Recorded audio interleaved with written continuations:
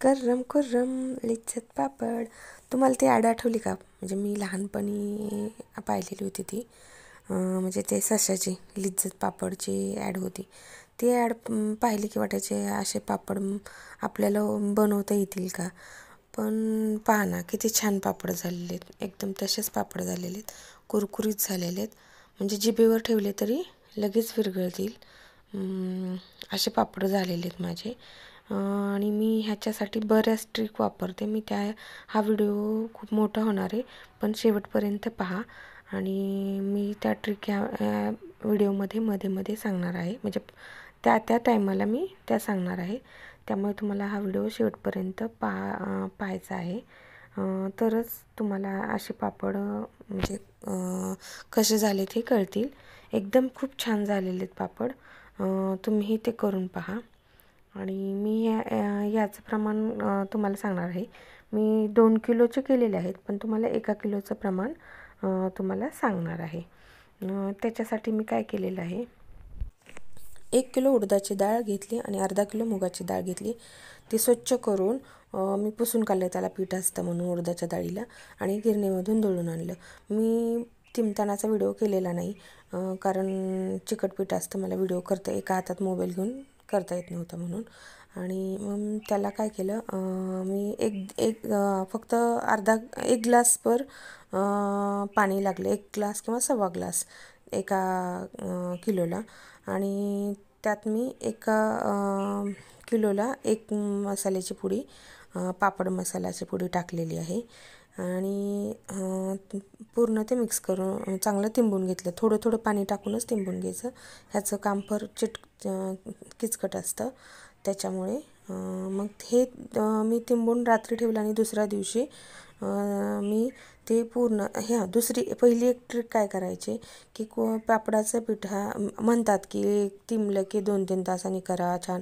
पण कुठलीही गोष्टीला तेवढा टाईम किंवा तेवढा अट्टाहास केल्याशिवाय कुठलीच गोष्ट चांगली होत नाही. ते पीठ मी 1 तासभर चेचलं. त्या चेचल्यामुळे पिठाच्या जे पापड आपण करतो ते खुसखुशीत होतात. त्याला चांगले बबल्स येतात. बघा तुम्ही माझ्या पापडावर असे फुटकुळ्या म्हणजे बबल्स आल्यासारखे झालेले तळल्यानंतर. आणि पापड तोंडात ठेवला की लगेच म्हणजे असा कडक होत नाही किंवा असं कटकट म्हणजे निब्बर लागत नाही. एकदम जिभेवर ठेवला तरी विरघळेल असा मऊ होतो. त्याच्यानंतर मी ते 1 तासभर चेचल्यानंतर असं पाट्यावर चेचून घेतलं आणि त्याचे थोडं पीठ करून असे गोळे तयार करून घेतले. गोळे तयार करतानाच फक्त तेल लावायचं, परत तेल लावायचं नाही. मी पिठातच पापड लाटते. आणि काय करायचं, एकदम बरोबर माप घ्यायचं, नाहीतर मग काय करायचं, दोरीने त्याच्या गोळे तयार करायचे, दोरीने कापून. पण शक्यतो मी चाकूने किंवा उलथण्याने त्याचे बरोबर मापाने गोळे तयार करत असते, म्हणजे तोडून गोळे तयार करते. अशा प्रकारे आता मी थोडेसे तुम्हाला करून दाखवण्यापुरते एका ह्याचे करून घेतलेले आहेत. 10-12 झालेच पापडाच्या गोळ्या.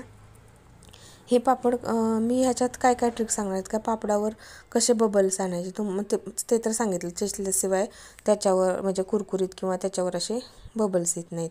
मग त्याचे योग्य वेळ खूप महत्त्वाची आहे. मी योग्य वेळ का म्हणते तर पहा, कसे हा उन्हाळा कामातला हा एक पदार्थ आपण करतो. पण शक्यतो की नाही, मला थोडासा हा व्हिडिओ टाकायला लेट झाला आहे. पण हे पापड मी जानेवारी महिन्याच्या पहिल्या आठवड्यातच करून घेतलेले आहेत.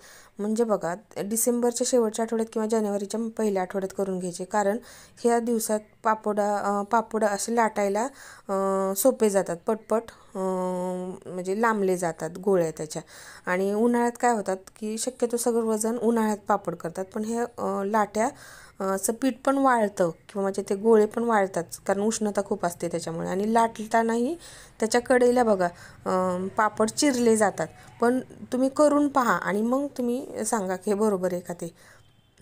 थंडीच्या दिवसात ज्यावेळेस आपण करतो त्यावेळेस त्या पापडाच्या कडेला पापड म्हणजे वाळले जात नाहीत आणि चिरण्या जात नाहीत पापडाला. एकदम छान गोल गरगरीत कुठंही चिरत नाही आणि पापड लाटायला पण फास्ट म्हणजे लांबले जातात. तसं उन्हाळ्यात लाटी लगेच वाळली जाते, त्यामुळे लांबायला खूप त्रास होतो. म्हणजे इतका हाताला जोर द्यावा लागतो की हात दुखतात अक्षरशः पापड.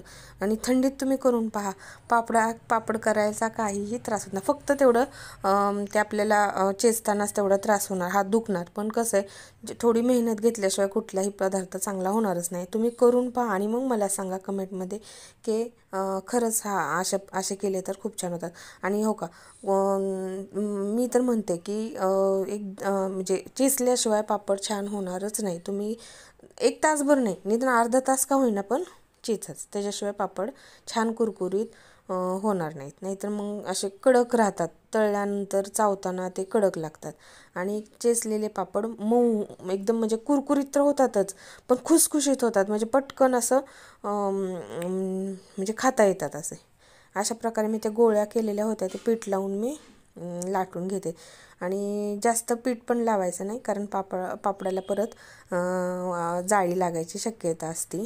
आणि ऊन तर काय आपण वर्षभरात 2दा ऊन द्यायचं. दसऱ्याच्या वेळेस पण ऊन चांगलं असतं आणि उन्हाळ्यात तर आपण ऊन देऊनच ठेवतो, म्हणजे चांगलं ऊन असतं म्हणून. आणि हो का, अशा प्रकारच्या मी एवढ्या गोळ्या केल्या की एवढा मोठा पापड होईल अशा केलेल्या आहेत गोळ्या. एकदम कमी पीठ लावूनच लाटायचं. तेल पण जास्त लावायचं नाही. तेल जर जास्त लावलं तर पापड लाल होतात. म्हणजे काही दिवसांनी, सुरुवातीला नाही पण काही दिवसांनी पापड लाल व्हायला सुरुवात होते. काही जणी पिठाला म्हणजे पीठ न लावता पापड करताना तेल लावतात, पण तेलामुळे पापडाला वास येतो. म्हणजे सुरुवातीला नाही पण काही दिवसांनी, आणि लाल पण होतात. पापड खार जास्त झाल्यावर पण लाल होतात. माझ्या पद्धतीने तुम्ही करून पहा आणि तुम्हाला आवडतील तसे पापड केलेले. मी थोडंसं पीठ आधी काढून घेतलेलं होतं म्हणजे तिंबताना लावण्यासाठी. अशा पद्धतीने मी 10-12 पापडाचे तुम्हाला जे म्हणजे लाट्या ते करून घेतले होते, ते गोळे करून घेतले होते, त्याच्या करून दाखवते सुरुवातीला. अशा एवढ्या आकाराच्या जर आपण ते गोळ्या केल्या तर म्हणजे एवढे पापड होतात. म्हणजे खूप मोठे पण नाही आणि छोटे पण नाही, एकदम छान होतात पापड. आणि गोळे मग मला सांगायचं विसरले की गोळे केल्यानंतर त्याला थोडंसं तेल लावायचं, जास्तही नाही लावायचं, फक्त गोळे चिटकून नंतर, म्हणून त्याला थोडंसं तेल लावून घ्यायचं, म्हणजे ते गोळ्या एकमेकाला चिटकत नाहीत. आणि असे थंडीच्या दिवसात जर आपण केले का पापड, तर असे गोळे आपण म्हणतो की सुकतील म्हणून आपण डब्यात ठेवतो. असं बघा, वरी जरी ठेवले तरी ते गोळ्या सुकत नाहीत, एकदम छान राहतात. म्हणजे वाळत नाहीत किंवा असं. आता मी ते 10-12 जे करून दाखवले होते त्याचे पापड लाटून घेते आणि उरलेल्या जे पीठ होतं त्याच्या गोळ्या करून घेणार आहे. तेवढ्याच्या जरी गोळ्या एकदम करून जरी घेतल्या आणि डब्यात जरी ठेवल्या थोडंसं तेल लावून तरी चालतात. गोळ्या तेल लावल्यामुळे चिटकत नाहीत. एकदमच मी गोळ्या करून घेत असते, थोड्या थोड्या करून घेत नाही, एकदमच करून घेऊन मग लाटायला सुरुवात करत असते. अशा प्रकारे एवढ्या आकाराचे पापड मी केलेले आहेत, एकदम छान झालेले आहेत पापड. तुम्हीही करून पहा.